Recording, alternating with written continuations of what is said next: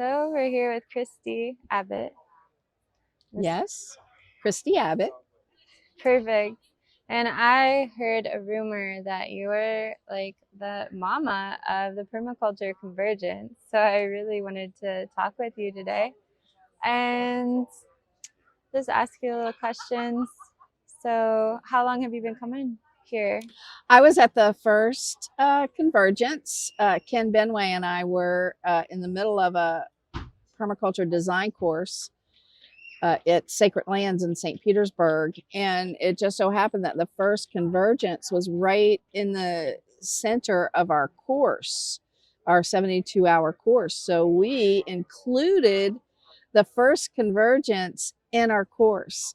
And because I was able to send all of those deposits to the course, it really set them up for success. I say. I mean, that's what I say. That is such a unique experience for a PDC. It really was. Yeah. And we weren't the only PDC. There was another PDC from Miami that it had just completed. Wow. And they were there. So it was really awesome. Oh, there's a duck. Hi, Doc. Yeah, I know. I did give you some water yesterday. You're right. Yeah, I don't have any today. Sorry. Okay, keep going. I know, right? Yeah.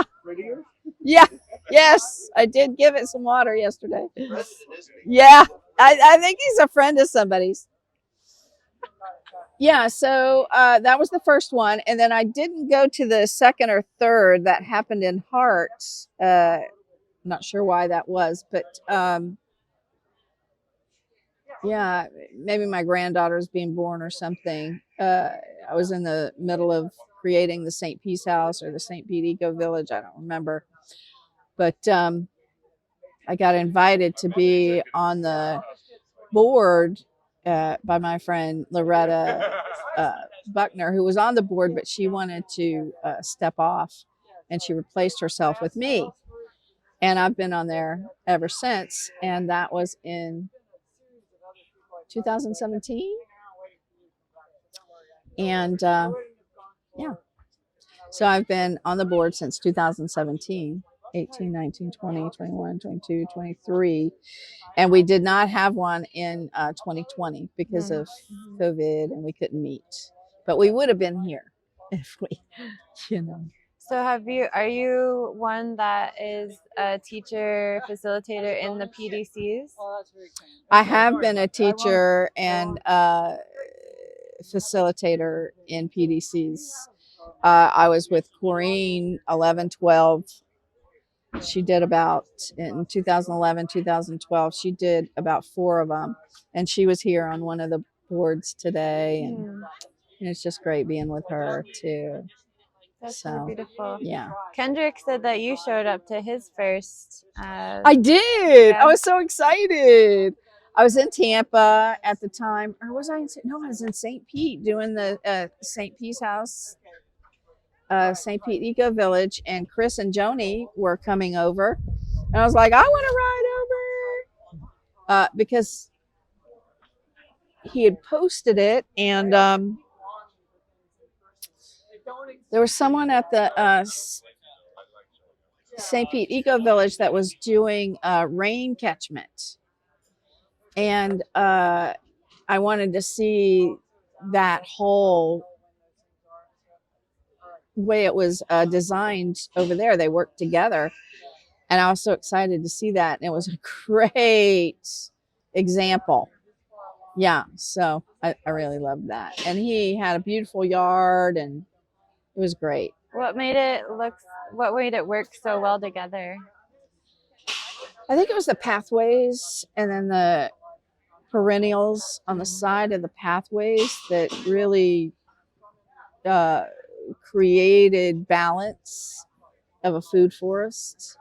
And his architectural design was off the chain beautiful, you know? So, yeah. Amazing. Perfect. Okay. All right. So you've been involved and on the board and teaching for in the permaculture community for since 2010. Well, I did my permaculture design course with Joe Pierce in Gainesville in 2009, December. Wow. This is our 14th anniversary of our course. Wow. So every time we see each other here, we're just so happy, you know, to be the last two standing, you know, or to be the two that are still, you know, creating an emergence of permaculture. Yeah.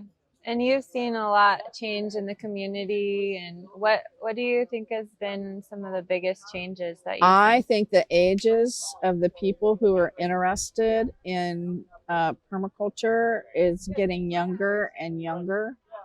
And that is a great sign, you know, for me, that our generations before they have children are interested in preserving Mother Earth. Generally, you have to wait until you're a grandparent before you even are conscious, like, oh, I could have my own garden.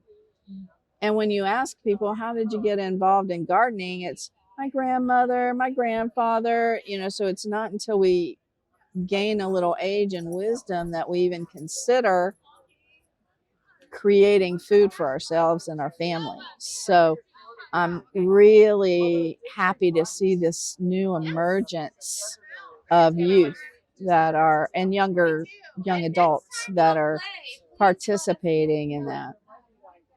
That's awesome. Yeah. Perfect. Yeah, that's what I see. Yeah.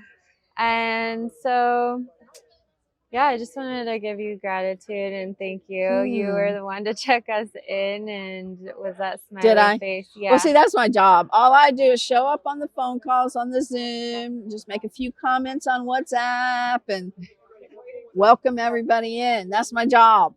And that's all I have to do. And I get the benefit of all this. That's really what the community and permaculture is about, right? To be able to show up. To integrate. Yeah, to show up and still, you know. And we have more kids this year. That means that families are really becoming interested, and, you know, kids are hearing permaculture, grow your own food at this early young stage. So it's important. Yeah, that's beautiful. Yeah. So do you have any inspiring vision or any story you'd like to share for the future? I have a lot of vision for the future. I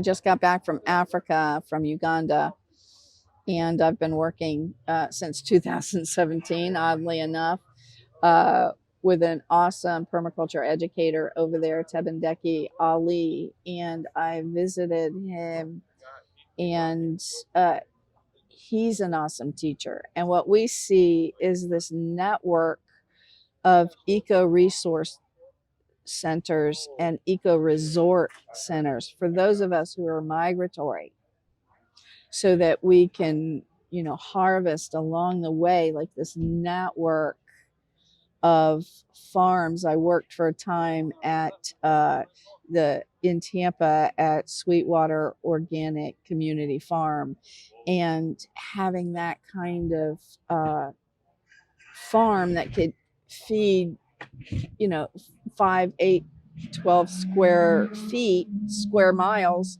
of people, you know, every 25 miles would be a future I would love to create, you know, like a network of harvesting for those of us who are migratory.